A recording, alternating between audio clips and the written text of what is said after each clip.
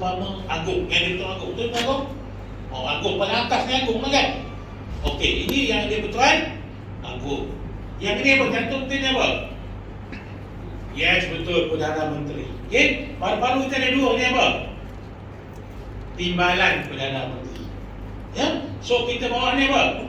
Macam-macam, ya. So, kalau kita lihat, kalau agung ni cacat barbar, apa yang berlaku? Maknanya rakyat juga kita yang bagi akan juga terganggu. So, analoginya begini, maknanya kalau otak kita terjejas, maka keseluruhan badan kita juga akan terjejas. Itu bahayanya atau risikonya arak tadi. So, penglihatan jadi kabur, gangguan nafas, jantung kita degupannya akan berubah kan. Bila masuk dalam perut alkohol ni boleh menyebabkan pembakaran kepada perut kita, jadi ulcer, kanser, ya, rosak kita punya sel hati dalam badan kita. So, banyak masalah bila terlibat dengan penyalahgunaan ketagihan arak tadi. So, itu dalam diri mereka. Bagi untuk family pula, kalau mak datang dia balik rumah dalam keadaan mabuk, ya, separa sedar dan sebagainya, mungkin maki hamun isteri, pukul anak, pukul isteri. So anak family ni jadi dalam keadaan apa? Ketakutan, ya, dalam keadaan trauma dan sebagainya. Okay? Yang ketiga pula, kalau dia memandu, apa risiko dia?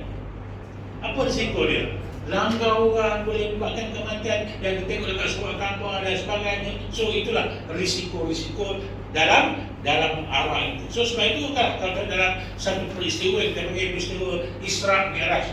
Pernah dengar peristiwa Isra Mi'raj? Apa dia peristiwa Isra Mi'raj? Perjalanan Rasulullah ke mana? Selama satu malam. Ya, so saya ringkaskan saja. Dalam perjalanan Rasulullah berjalan, dia berhenti dua tempat. Tempat yang pertama, dia berhenti dihidangkan susu dan juga arak. Nabi pilih apa? Nabi pilih apa? Nabi pilih susu. Okay? So berhenti di tempat kedua, Nabi dihidangkan susu, madu dan arak. Nabi pilih apa? Nabi pilih susu juga. Sedangkan masa zaman jahiliyah bahawa arak ni adalah minuman yang paling apa? Paling glamour lah, kan? Masa dulu kan? Sekarang ni apa minuman paling glamour? Apa minuman paling glamour kat sekarang ni? Starbucks kan? Starbucks ya? Saya tak tahu, tapi dia punya mangkuk tu warna putih, warna hijau putih. Lepas tu ada warna putih rambut panjang, betul? Starbucks itu kan? Yang paling glamour sekali. Yang anda selalu order kan?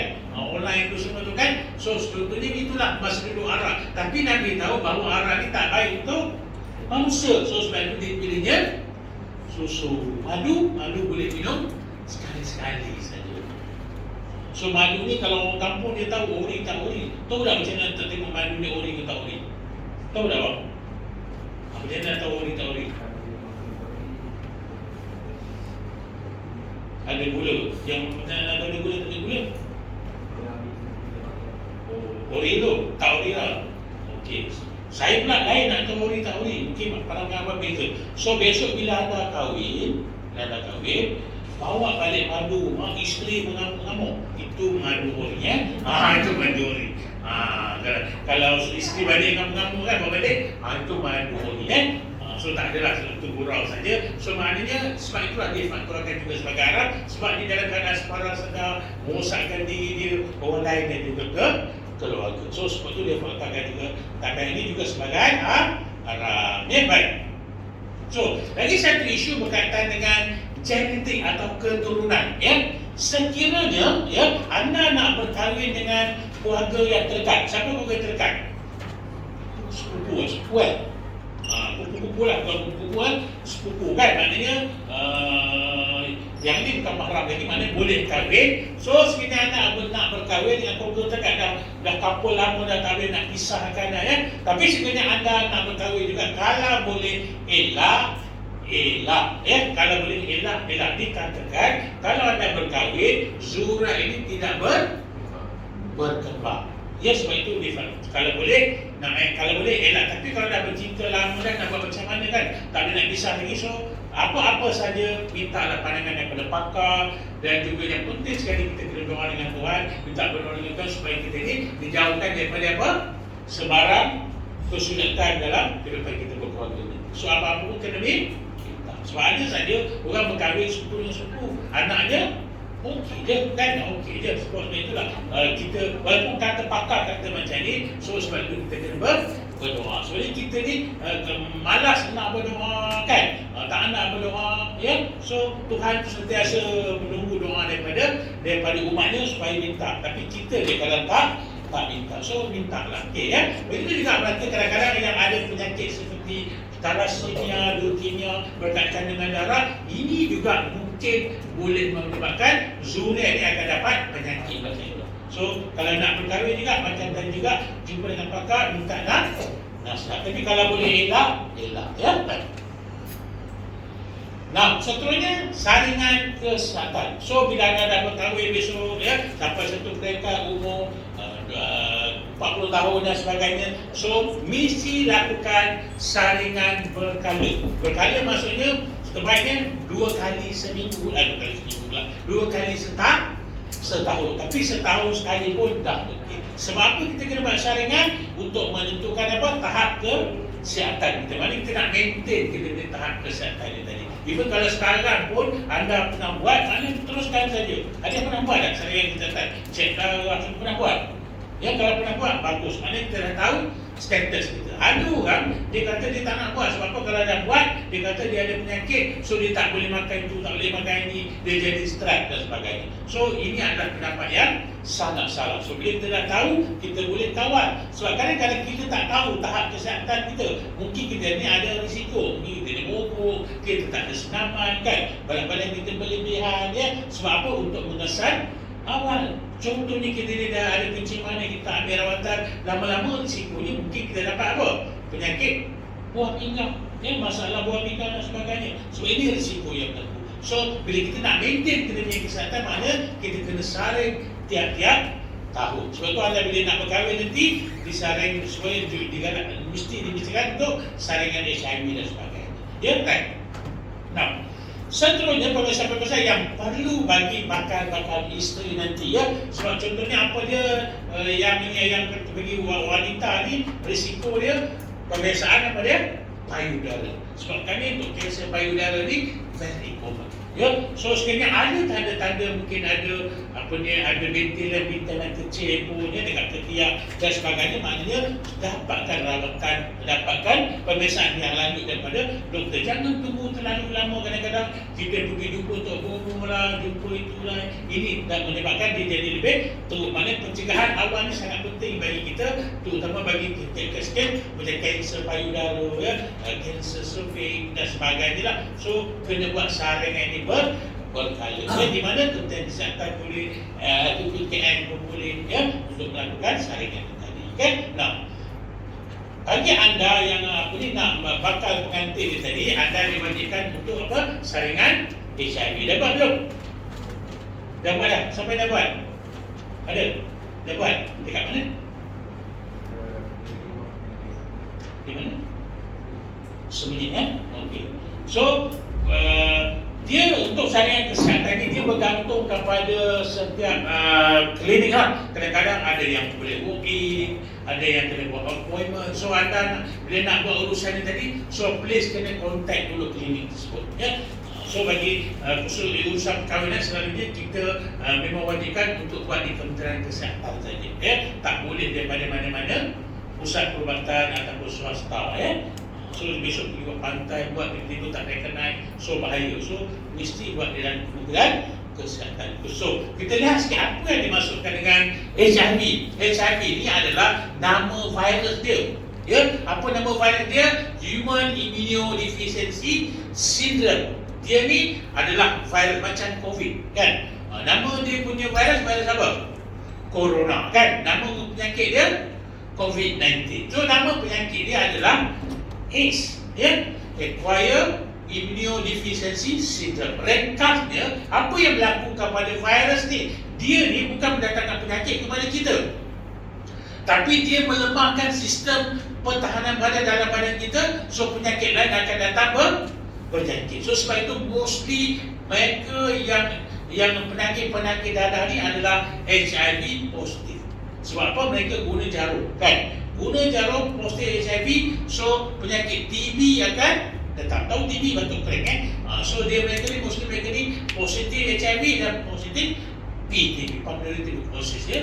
So sebab itulah cara jangkitannya kalau kita tengok untuk HIV ini bukan secara pemakanan, tidak. Dia melalui darah, melalui suntikan campur ya, melalui cairan badan, hubungan seksual dan sebagainya. So sebab itulah dia ni bukan untuk bunuh, tapi ada penyakit yang lain akan datang membunuh kita lah. Yang commonnya adalah batuk kering atau PTB. So sebab itu mostly penyakit yang HIV ini kurus kering kan, batuk inilah yang menyebabkan berlakunya kematian kepada mangsa tersebut. Okay, right. So bagaimana HIV ini diakiti? Yang pertama, kalau kita tengok melalui hubungan apa? Seksual. Maknanya hubungan kelamin antara pasangan. Kalau lelaki ni positif, keberangkaian isteri wanita juga kalau dalam hubungan ini akan mudah mendapat virus melalui hubungan kelamin. Okey, yang kedua melalui perkongsian jarum dan alat suntikan, macam saya cakap tadi, penagih dadah kan, mereka ni share. Ya, begitu juga mungkin ada jururawat, doktor yang handle pesakit HIV, mungkin secara tak sengaja tercucuk jarum tu mungkin juga boleh dapat. Okey, seterusnya sekiranya ibu ni hamil ya, dia juga boleh transfer kepada anak dia melalui penyusuan ibu dalam rahim dan sebagainya ya. So pembinaan darah selalunya kita dah ada buat saringan lah. So bagi kita dalam konteks ini, mengapa kita nak lakukan bagi bakal-bakal pengantin tadi? Pertama, untuk mengesan awal. Ya, mengesan awal sebab once anda positif, katakan pasangan positif yang pertama, isteri ataupun suami yang tak ada negatif ini akan dapat virus ini. Yang kedua, mungkin zuriat juga akan dapat. So sebab itu nak mengesan awal sekiranya anda positif ataupun tak positif. Tapi sekiranya anda cek ya, anda positif ya. So kalau dulu diberi nasihat untuk mengelakkan perkahwinan dan sebagainya, tapi sekarang dah tak ada dah. Maksudnya kalau anda positif pun, pakar akan bagi nasihat, akan diberi rawatan untuk apa? Untuk mereka yang ada positif ni, yang menggunakan apa yang kita panggil antiretroviral, ubat untuk mengelemahkan virus ini tadi. Bukan kita nak kata anda positif tak boleh kahwin, tak, tapi rawatan yang selanjutnya akan diberikan kepada anda. So tak ada masalah ya, tak ada masalah. Bukan nak menghalang, tidak, cuma untuk mengetahui status anda sahaja ya. So sebab itulah kalau tengok okey, so untuk apa HIV ni tadi, kalau kita tengok dia ni apa? Dia boleh menyerahkan ujian ni dekat mana? Di mana-mana titik kesihatan, macam kat sahabat kita ni dekat Semenyih. Okey, so keputusannya validity berapa jam? Berapa lama? 6 bulan. So sebab itu nak kahwin kena cari betul-betul date dan confirm, baru buat apa? Buat test. Jangan buat suka-suka kita nak pergi buat dia kan. Lepas tu tunda. Maknanya lepas 6 bulan anda akan kena buat apa?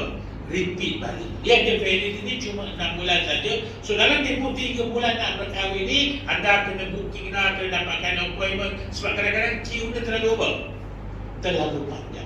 Ya, terutama di musim-musim cuti sekolah kan, bulan 12, bulan 8 ni, orang ni semua nak untuk buat urusan majlis perkahwinan. So kena plan betul-betul supaya nanti anda tak tertinggal. So sekiranya contohnya lah, pergi dekat klinik Semenyih ni ceras penuh, pergi kat lapan pantai penuh, di KL semua penuh. Anda boleh pergi Semenyih, boleh pergi Kajang, tapi mesti apa dia? KKM ya, mesti KKM. Okay, right ya. So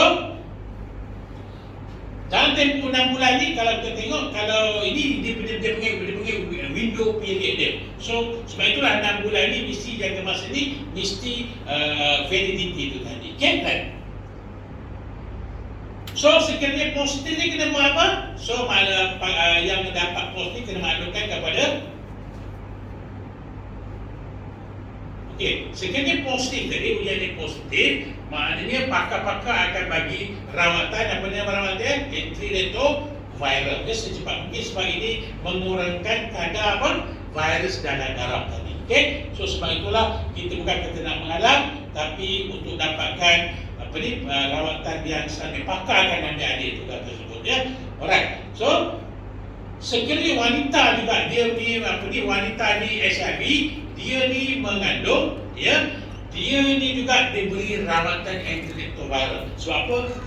Mengurangkan kemungkinan jangkitan kepada anak tersebut. Ya, orang yang HIV tak ada masalah, boleh makan bersama kita, tapi bukan secara direct, tapi dia boleh jangkitan kepada kita. Begitu juga mereka menjalankan tidak breastfeeding, tetapi menggunakan susu-susu formula. Okay, right?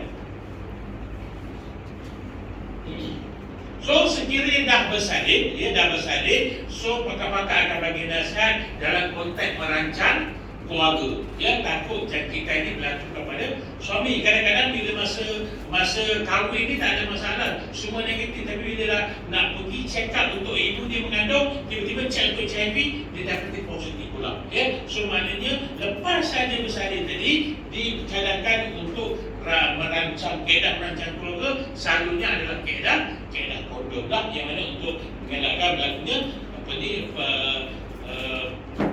virus itu berjangkit kepada pasangan dia. Ya, right. So apa-apa saja dalam konteks ini maknanya pakar akan bagi nasihat lah. So jangan fikir yang dalam-dalam sangat, maknanya anda kena buat ujian dulu, ada masalah, pakar akan bagi counseling dan sebagainya. Okay, right. So lagi satu isu adalah berkaitan dengan hubungan seksual yang sihat. Ya, bila kita berkahwin, of course, sebagai manusia ini, bagi lelaki tertarik kepada wanita, kan? Wanita tertarik kepada lelaki. Sebab bila kita di peringkat kita remaja, hormon-hormon apa yang dikatakan hormon lelaki, hormon wanita akan diremis oleh badan setiap orang lah. Sebab itu kita panggil peringkat remaja tadi. Ya, masa kanak-kanak kita tak fikir bila kita peringkat remaja, hormon yang terremis, macam lelaki hormon testosteron, kan? Wanita hormon progesteron, maka berlakulah perubahan dalam badan kita, tertarik daripada yang berlainan di jantina. So dalam konteks ini dulu, bila tertarik macam ini, banyak daripada agama merah ni dia melarang untuk proses perkahwinan. Bagi kita sebagai orang Islami digalakkan untuk urusan perkahwinan. Nabi Muhammad SAW juga kita digalakkan untuk berkahwin supaya untuk membanyakkan umat dia. Ya, so dalam konteks perkahwin ini, salah satu dari elemennya adalah hubungan pengamin atau hubungan seksual. Ya, so dalam konteks hubungan seksual ini tadi, Ibnu Qayyim al-Jawziyah berkata, antara kebaikan hubungan seksual ini yang mana lelaki minat dan suka dekat suami, dekat isteri, yang punya perempuan, wanita suka dekat lelaki ini tadi, kebaikan yang pertama dikatakan badan kita ni akan jadi sihat, jantung kita ni akan berdetik dengan cantik. Yang ketiga, dikatakan antara hubungan seksual ni, kita punya muka ni nampak berseri-seri, nampak adalah ada awet muda. Tahu awet muda? Maksudnya apa? Nampak muda, dia ceria je. Inilah kelebihan seksual ini. Sama kata Ibnu Qayyim al-Jawziyah berkata. Dia tapi yang lain berpendapat ini adalah perkara terbaik dalam hubungan seksual itu. So sebab itu dalam konteks ini tadi perlunya hubungan seksual yang sihat. So apa dia hubungan seksual yang sihat? Yang pertama, kalau kita tengok, maknanya dalam konteks hubungan seksual ini, pasangan ini memahami dalam konteks ini, maknanya dalam konteks hubungan ini, suami dan isteri ini bersedia untuk melakukan dan seronok untuk melakukan. Ya, so sekiranya isteri dia sakit dan sebagainya, dia tak boleh nak layan, so isteri ni ada hak untuk menolak. Bukan hak suami saja, suami kena faham. So isteri tak boleh layan, mungkin dia demam ke, tak sihat sebagainya, maknanya isteri ada hak untuk menolak. Sebab apa? Kita nakkan hubungan seksual yang sihat. Okay, right. So seterusnya begitu juga dalam hubungan seksual ni tadi, maknanya kita kena mengikut syariat. Sebab itu ada beberapa tempat yang diharamkan. Di mana tempat diharamkan hubungan seksual ni? Di tempat lapang, tempat padang. Jangan buat gitu, ya.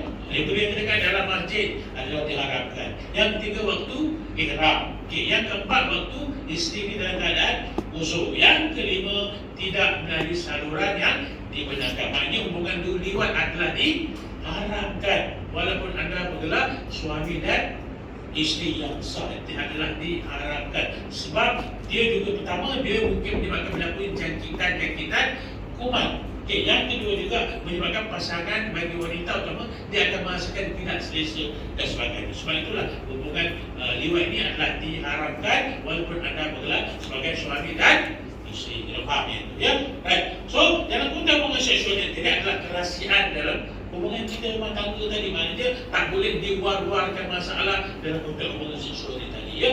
Ada pihak dekat Facebook lah, Instagram lah dan sebagainya, ya?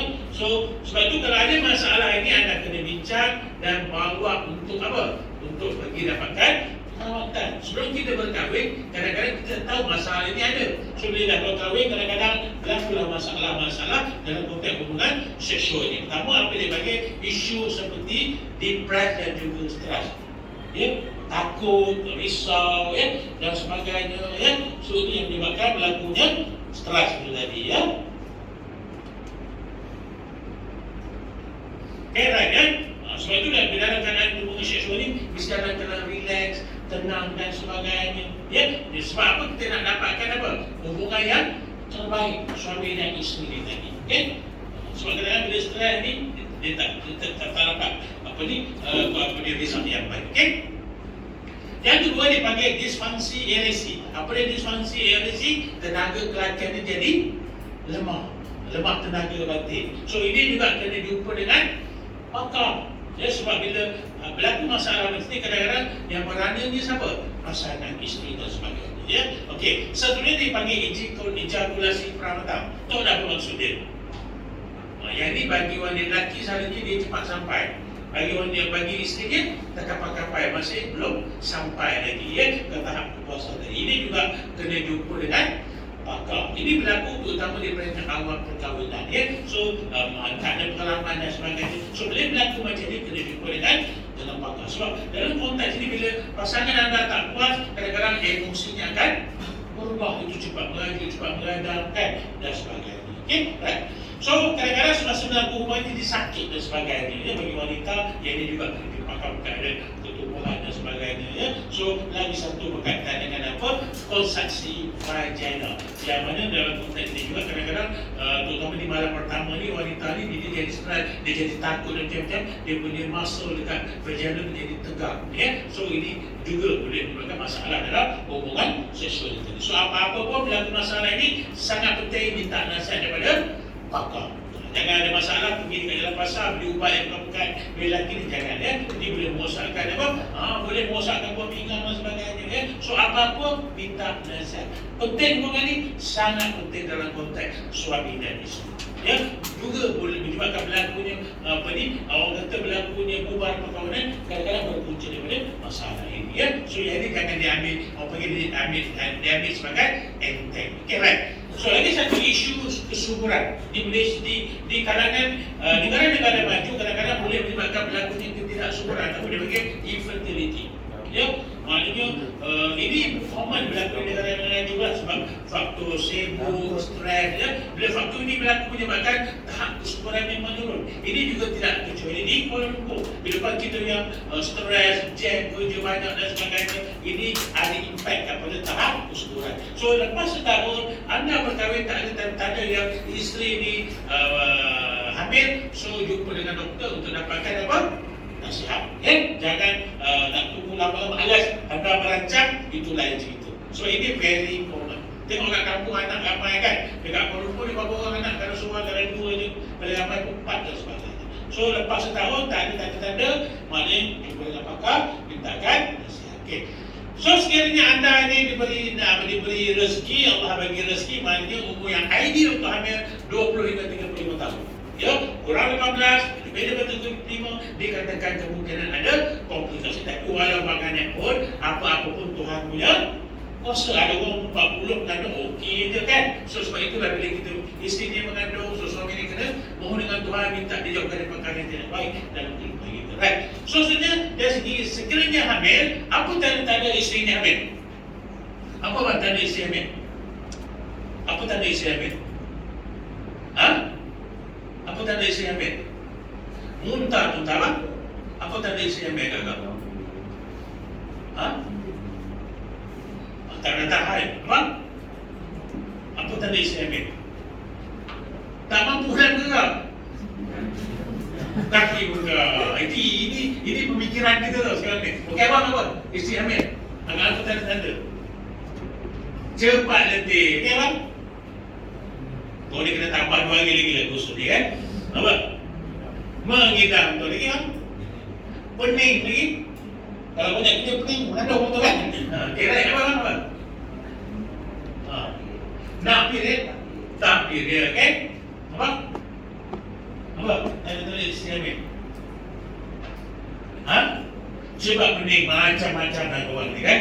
So, boleh-boleh agaknya orang yang lelaki boleh tambah pun pakai isteri 2 hari ni khusus So, tanda-tanda yang mereka sebut ni betul tanda-tandanya. So, tanda-tanda awal yang kemungkinan nak confirm hamil tak hamil tadi, maknanya tak datang tak datang apa ni, tak datang bulan apa kata kan. Sehari isteri beritahu abang, dapat dah 2 minggu ni, delay ni kan. Lepas tu dia rasa kata badan rasa lain macam kan, rasa tak sedap, tekak rasa loya macam nak tak sedap. So ini sign kemungkinan isteri dah hamil. So itu belum confirm lagi. So pergi farmasi beli apa? Ada test kit farmasi tu kan, titikkan urin 2 titik, ada 1 line negatif, 2 line positif. Dia macam test yang macam COVID tu. Tapi dia ambil test boleh buat tak jadi kan. Test untuk pregnancy test ya. So kalau 2 line maknanya apa? Positif. Ya, so macam memuntah, sakit pinggang ini tanda-tanda yang kita kata lewat lah. Yang penting isteri akan komplain, dia kata delay period 2 minggu pergi test ya. So dah tahu lah pregnant maknanya lepas seperti 12 minggu atau 3 bulan daftar di klinik mengandung. Bukan di klinik pun akan bagi injection dan juga apa-apa rawatan yang perlu untuk mereka yang mengandung tu tadi. Okay, right. So dari segi kehamilan, makanan juga jadi penting. Ada makanan biasa saja. Maknanya makanan yang kita bincang tadi apa dia tadi? Suku-suku separuh. Ada tak yang mengandung dia makan banyak? Tak makan. Ada yang mengandung tak selera makan. Ya, ada pula yang mengandung, isteri mengandung, suami dah uek kan, ada kan? So maknanya ini berlaku akibat daripada perubahan hormon yang berlaku kepada isteri yang mengandung tadi. Ya, sebab itu timbulnya apa? Mengidam tadi kan? Mengidam tu sebab berlaku perubahan hormon. Nak makan apa contohnya kan? Nak makan musangking ke? Nak makan apa? Mangga harum manis ke kan? So terpulang lah ya. So kalau perlu tu boleh tunai. Sebab apa? Ini perubahan hormon yang berlaku. So kadang-kadang emosi berubah, bentuk badan berubah. Suami kena faham. Kadang-kadang isteri cepat marah, cepat maju. Sebab perubahan hormon tu utama 3 bulan yang pertama. So kena layan kerenak pakai isteri dia tadi. So mungkin apa ini adalah untuk apa? Permintaan daripada bayi dalam rahim ibu. Ya kan? Dan seterusnya kelahiran ni kat mana? Di hospital yang ada kelengkapan kecemasan. Ya, jangan tengok dekat YouTube, dekat Facebook, hospital berlahir sendiri dekat dalam air lah, lahir dekat rumah lah, lahir dekat klinik yang kecil-kecil ini bahaya. Sebab kita takut bila berlaku kecemasan tu, yang pertama boleh menyebabkan nyawa ibu dan anak ni terancam. Contohnya kakak besok nak lahir bersama dengan mana? Hampang puteri. Kakak Gledega. Kakak Pusrawi. Ambil yang mahal pada muka dia orang ini mahal contohnya macam tak kisahlah mana-mana pun. Tapi yang penting mesti ada apa? Kelengkapan keseluruhan. Banyak kita nak murah kan, nak simple, banyak macam ni. Bersalin dekat rumah, nak bidan biasa, risiko macam ni. Dan lagi satu, bagi bapa-bapa besok kalau boleh, semasa isteri dia bersalin, kena apa? Kena ada sama-sama. Ya, sebab apa yang berlaku, bila isteri dia bersalin, dia jadi apa? Dia panggil dalam keadaan apa? Meroyak. Sebab apa? Dia stres, tekanan dia, so kena support dia. Kena support dia betul-betul ya. So di dalam keadaan penat itu menyebabkan berlakunya emosi tak terkawal, berlakunya meroyak, nak bunuh anak, nak buang anak, campak anak. Ini berlaku. Sebab apa? Stres. Sebab itu bagi bapa-bapa yang kerja-kerjaan dia bagi cuti tanpa rekod 3 hari untuk cater isteri ni. Ya? Tapi kadang-kadang dia bapa-bapa ni bila isteri salin, dia ikut iyaku kan, hantar anak kat kampung kan, lepas tu dia pergi mancing kat laut dan sebagainya. So ini bahaya sebab apa? Risiko kepada bayi kita tadi. Okay, right? So breastfeeding, saya dah tahu lah. Kita abaikan saja breastfeeding. Lagi satu berkaitan dengan yang ini ya. Breastfeeding maknanya yang terbaik lah untuk apa ni? Untuk ibu dan juga anak lah. Dia ada antibody dan sebagainya ya. So yang ini maknanya imunisasi. Yang mereka lah pelarian. Banyak tu kalau dia tak nak anti-vaksin, dia kata kalau ambil ni anak dia boleh dapat, kalau bila jangan dapat jangkitan, anak dia boleh develop antibody ke tidak. Sebab kita bagi imunisasi ni untuk develop anak ni dapat dapat antibody. So sebab itu dibagi sedikit kuman, masuk badan kita akan develop antibody. So sebab itu dia cucuk imunisasi ni tadi, anak kita akan jadi berdemam. Ya, sebab apa? Anak kita lawan, bila dah berhenti demam, maknanya anak kita ada antibody. So sebab itu kita bersalin saja, dia akan bagi suntikan BCG dan sebagainya. So mereka ni follow lah jadual tertetapkan. Kalau 3 bulan suntikan ni, so ambil lah jadual-jadual ni supaya apa? Supaya untuk mencegah daripada jangkitan-jangkitan penyakit-penyakit berjangkit ni tadi. Itu tujuan untuk imunisasi ni tadi, ya. So follow jadual dia 2 bulan, 3 bulan, 6 bulan dan sebagainya. Ya, right?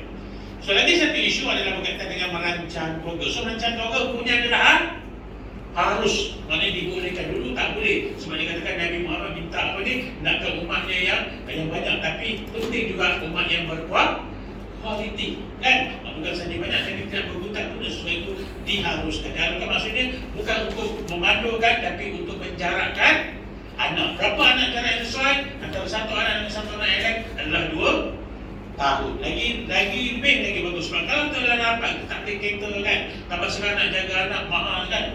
700-800 orang kan. Susu lagi dan sebagainya. Semua itu difaktorkan sebagai harus. Kan? Dan ini adalah kaedah untuk apa? Untuk merancang keluarga. Pil. Siapa pakai? Lelaki ke perempuan? Siapa pakai? Lelaki ke perempuan? Pil. Perempuan. Kaedah suntikan hormon. Lelaki ke perempuan? Lelaki ke perempuan? Perempuan, ya. Kaedah implan lelaki ke perempuan? Banyak perempuan ni kan. Ya, sebab itulah anda kena jangan putus isteri lagi, ya. Alat dalam rahim masuk dalam rahim mana? Perempuan. Ini kondom lelaki ke perempuan? Jangan perempuan pula, lelaki kan, ya. Lagi satu kaedah asal, mana kaedah semula jadi. Kaedah semula jadi maknanya kiraan kalender macam ni, ya. So yang hijau ni adalah waktu apa?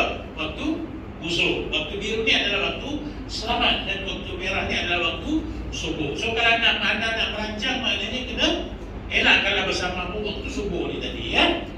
So ini kaedah. Tapi kerana ini bahaya, dia jadi terlajak lari semua, ya. So sebab itulah kena banyak kaedah yang anda perlu jaga, kan. Yang penting jarak antara anak dengan seorang jangan terlalu rapat. Sebab semua masih berkejaya, isteri berkejaya, suami berkejaya, ya. So penting untuk kesejahteraan anak saja, ya.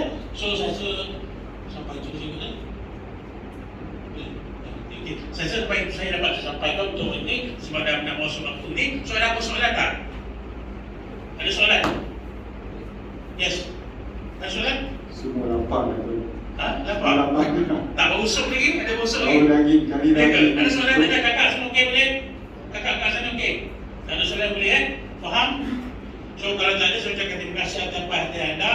Ya, minta maaf kalau ada tersalah kata atau kasar bahasa. Apa yang baik dari Allah Subhanahu Wa Taala. So apa yang kurang itu adalah dalam diri saya. InsyaAllah kita jumpa lagi dengan masa berbila. Wassalamualaikum warahmatullahi wabarakatuh. Terserah kepada saya. Assalamualaikum warahmatullahi wabarakatuh. Masih berbagi bagi kita sekali kesian dan selalu segala ilmu yang hidup mesti kita dapat. Ya, mengenai syahid. Okey, sebelum bersyahid kita berlihat dulu. Kita sambung dalam pukul 10 kan. Sudah terlihat sikit. Masih sikit lah terlihat tu. So kita ada sedia sikit makan hari dekat bawah. So semua kita buat lah. Ada sup yang buah tengok sampai dapat tu. So kita tangguhkan dulu program kita untuk hari ini. Assalamualaikum warahmatullahi wabarakatuh.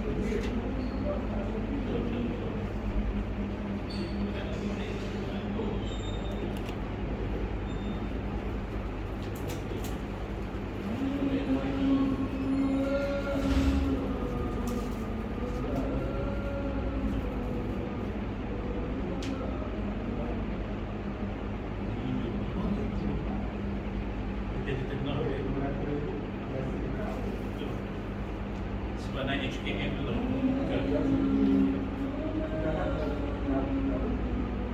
semua bilnya.